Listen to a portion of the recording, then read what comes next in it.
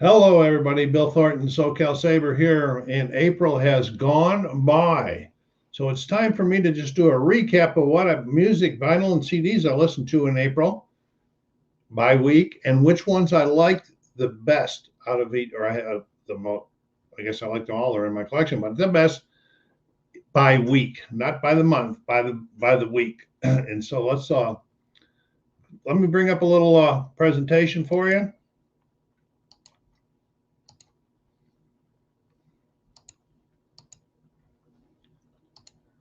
And there we go. My favorite music for the month.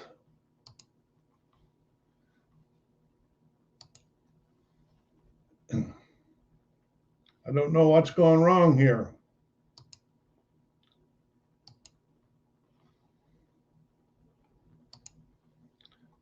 It's still doing wrong. I don't know what's going on anyway. All right, let's go over here, and I can't even, it's not even getting the slideshow done properly.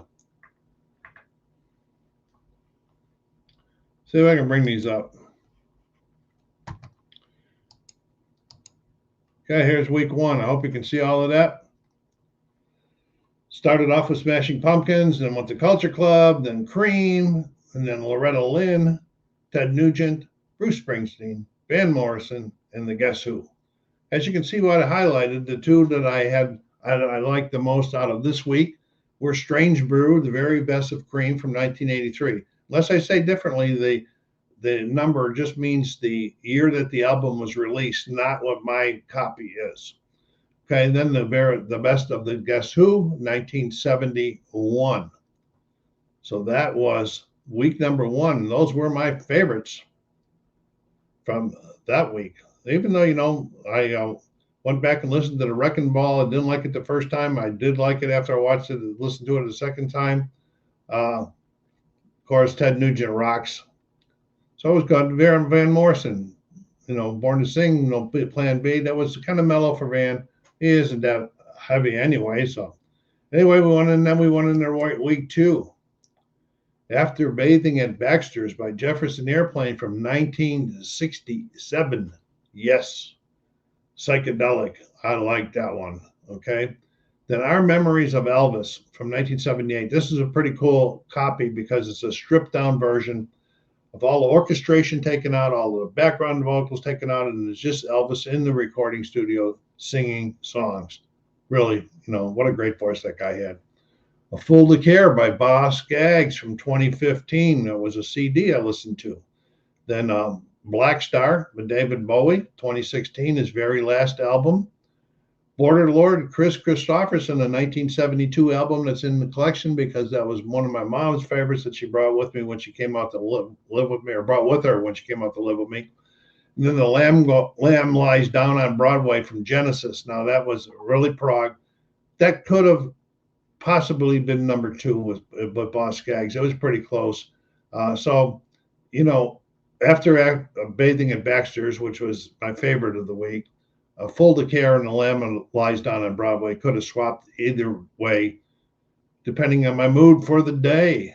All right, so we're going into the next week. And, go down there and hit that like button and subscribe if you haven't done so yet. Help the channel grow. Put some comments down there. Which of these albums did you like? Which did you like better than me for each week? Or which ones do you have and you like the most? And what are your favorite albums? Okay, here we go. We started off with Whitesnake, and then we went to School's Out by Alice Cooper. This is the 50th anniversary set that was released in 2023 of the 1972 album. That's a pretty cool collector set. I'm really glad that I got it. Check the video out. I think I also did a special video just on that album. Okay, then we went to Fallen Angels by Bob Dylan, a CD in 2016. No, that will not get played again. I'm sorry. Bob Dylan getting real old on that one. Then I Still Do by Eric Clapton, 2016. Probably not in my top five Eric Claptons, but Eric Clapton, as you guys know, is one of my top guitarists that I've liked this term. Then Aqualung, Jethro Tull, 1971. I really like that album. I don't think, because I skipped over one. I don't think that he could push "Don't Shoot Me, I'm Only the Piano Player" out of second place, but it's a tight battle. That was Elton John's 1973 album. Really great songs: "Elderberry Wine," "Daniel," some big hits on that one. But again, that Aqualung, Jethro Tull, what can I say? You know, the only thing I didn't like, it was one that I added to my collection from a Whatnot auction and wasn't up to the par that I would like. So I have identified it to, I need to upgrade that particular one.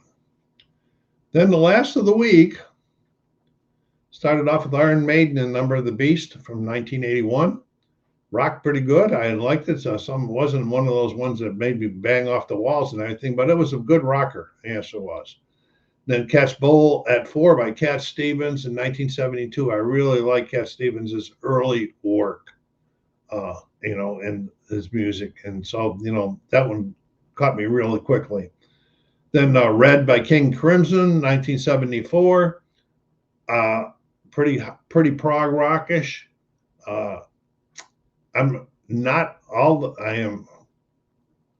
just say I'm relatively new to prog rock in the last few years.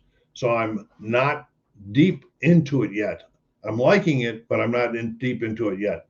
So probably ask me in another year, Red probably would have scored higher. Braver Than We Are by Meatloaf in 2016, his very last album.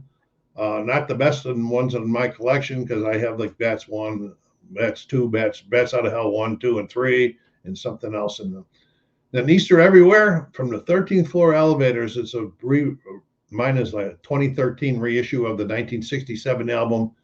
Very psychedelic rock. I really like this one. This was my number 1 for the week. And then Cat's Bowl at 4 was number 2. And so I